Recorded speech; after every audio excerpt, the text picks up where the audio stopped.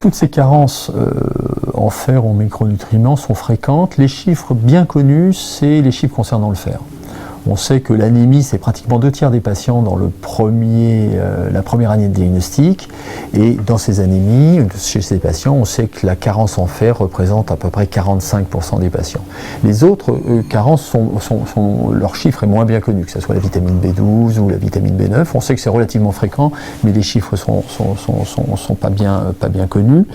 La vitamine D, qui ne donne pas d'anémie, mais la vitamine D, très souvent en baisse sur les bilans. C'est vrai dans la population générale, ça l'est encore plus chez les patients avec maladies inflammatoires. On a probablement plus de 80% de nos patients qui sont carencés en vitamine D, donc vous voyez que c'est un phénomène très fréquent.